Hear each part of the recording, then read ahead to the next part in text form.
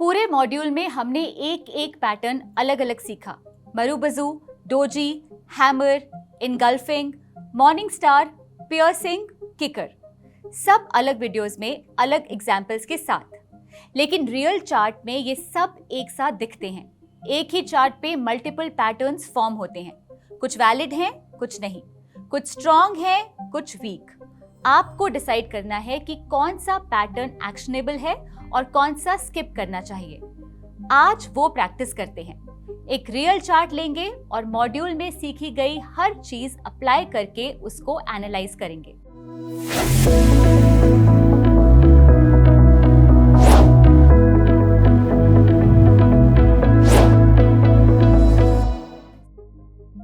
पहले एक framework set करते हैं।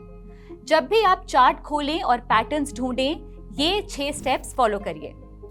स्टेप 1, टाइम फ्रेम सेलेक्ट करो अपने ट्रेडिंग स्टाइल के हिसाब से। स्टेप 2, प्रायर ट्रेंड आइडेंटिफाई करो, अप ट्रेंड, डाउन ट्रेंड या साइडवेज। स्टेप 3, पैटर्न ढूंढो जो ऑब्वियसली स्टैंड आउट करे, फोर्स मत करो। स्टेप 4, पैटर्न को वैलिडेट करो, स्ट्रक्चर चेक। स्टेप 5, कंफर्मेशन देखो अगले कैंडल से। स्टेप 6, एंट्री और स्टॉप लॉस डिफाइन करो। ये 6 स्टेप्स आपका बेसिक एनालिटिकल प्रोसेस है। स्टेप्स का ऑर्डर इंपॉर्टेंट है। अगर पहले 2 स्टेप्स क्लियर नहीं है, मतलब आपने टाइम फ्रेम और प्रायर ट्रेंड कंफर्म नहीं किया, तो आगे बढ़ने का फायदा नहीं। पैटर्न हंटिंग तभी प्रोडक्टिव है जब कॉन्टेक्स्ट सेट हो चुका हो। हर चार्ट पे ये सेम सीक्वेंस फॉलो करिए। अब इसे प्रैक्टिस में देखते हैं। चलिए पहला चार्ट देखते हैं। ये एक डेली चार्ट है। स्टेप बाय स्टेप जाते हैं। Step 1, time frame. Daily chart है, स्विंग और पोजिशनल एनालिसिस के लिए appropriate. Step 2, prior trend. Left से राइट देखते हैं। स्टॉक क्लियरली डाउन ट्रेंड में है पिछले 2 से 3 महीने से। लोअर हाईज बन रही है, लोअर लोज बन रही हैं। ट्रेंड क्लियरली बेयरिश है। स्टेप 3, पैटर्न आइडेंटिफाई करो। अब देखिए यहाँ नीचे, ये कैंडल, छोटी बॉडी ऊपर, लंबी लोअर शैडो नीचे। ये स्ट्रक्चर क्या है? हैमर। और ये कहाँ फॉर्म हुआ? डाउन ट्रेंड के बॉटम पे। लोकेशन सही है। स्टेप 4, वैलिडेट करो। लोअर शैडो बॉडी से कितनी लंबी है? रफली 2.5 गुना। थ्रेशहोल्ड 2 टाइम्स है तो condition met. Upper shadow negligible है। ग्रीन बॉडी है, हैमर वैलिड है। Step 5, confirmation. हैमर के बाद अगला पीरियड देखते हैं। अगला पीरियड ग्रीन कैंडल फॉर्म हुई, क्लोज हैमर के क्लोज से ऊपर हुआ, मतलब बायर्स ने फॉलो थ्रू दिया, कंफर्मेशन मिली। स्टेप 6, एंट्री और stop loss. Entry, confirmation candle के क्लोज पे। स्टॉप लॉस, हैमर का लो। देखिए हैमर के बाद क्या हुआ? स्टॉक ने ग्रेजुअली अपवर्ड मूव दिखाई। पैटर्न ने सिग्नल दिया था, लोकेशन सही थी, कंफर्मेशन मिली थी, सेटअप वैलिड था। लेकिन ये हर बार होगा ये गारंटी नहीं है। कभी कभी पैटर्न वैलिड होता है, कंफर्मेशन भी मिलती है, फिर भी स्टॉप लॉस ट्रिगर हो जाता है।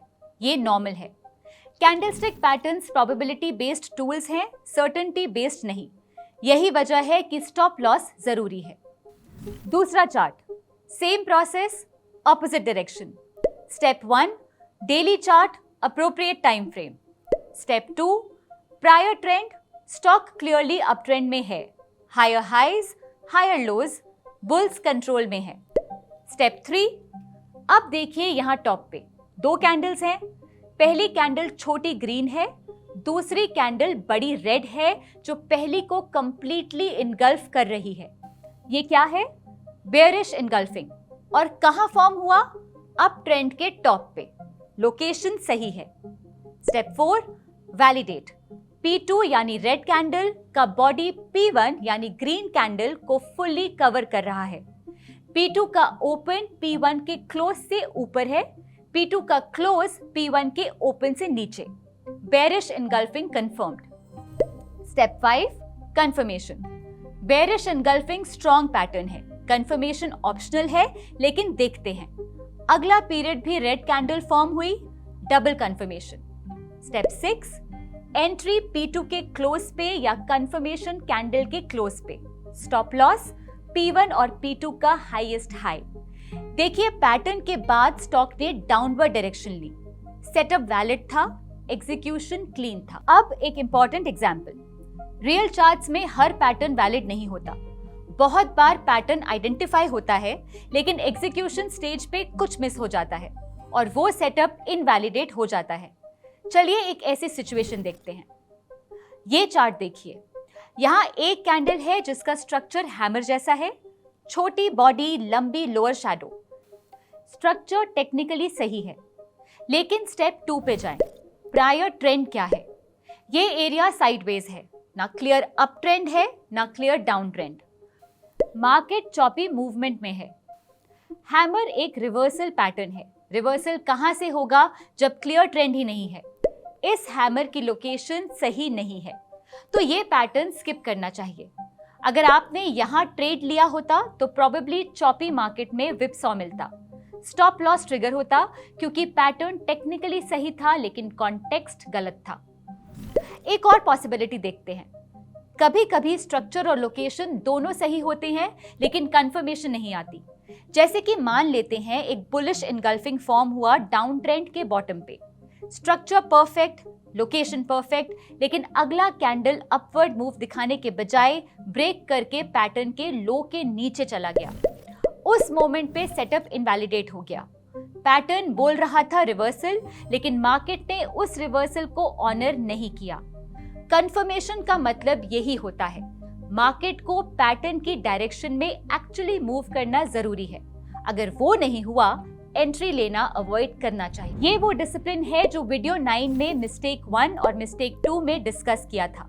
प्रायर ट्रेंड इग्नोर करना और कंफर्मेशन का वेट ना करना। ये एग्जाम्पल दिखाते हैं कि वो डिसिप्लिन प्रैक्टिकली क्यों जरूरी है। इस पूरे मॉड्यूल में हमने क्या सीखा, एक नजर। V1 से V10 तक पूरे मॉड्यूल का जर्नी आपके सामने है। अब आप कैंडलस्टिक चार्ट्स रीड कर सकते हैं, पैटर्न्स आइडेंटिफाई कर सकते हैं, वैलिडेट कर सकते हैं और उनके बेसिस पे स्ट्रक्चर्ड एनालिसिस कर सकते हैं।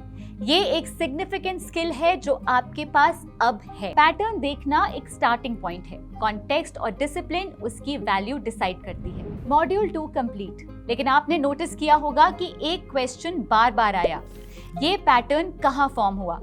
लोकेशन मैटर्स, लेकिन हमने अभी तक वो लोकेशंस डिफाइन नहीं की हैं। मॉड्यूल 3 में हम एग्जैक्टली ये करेंगे, सपोर्ट और रेजिस्टेंस, मार्केट स्ट्रक्चर, डिमांड और सप्लाई जोन्स। ये वो की लेवल्स हैं जहां पैटर्न्स फॉर्म होने पे सिग्नल सिग्निफिकेंटली स्ट्रॉन्गर हो जाता है। कैंडलस्टिक पैटर्न्स ने आपको क्या हुआ बताया, मार्केट स्ट्रक्चर आपको कहां हुआ बताएगा। दोनों मिलके एक बहुत पावरफुल कॉम्बिनेशन बनते हैं। सब्सक्राइब करो ताकि मॉड्यूल 3 मिस ना हो। बेल आइकन प्रेस करो और कमेंट्स में बताओ इस पूरे मॉड्यूल में कौन सा पैटर्न आपको सबसे ज्यादा यूजफुल लगा और कौन सा पैटर्न आपको अभी भी कंफ्यूजिंग लगता है। हमें बताइए, हम हेल्प करेंगे। Investment in securities market are subject to market risks. Read all the related documents carefully before investing.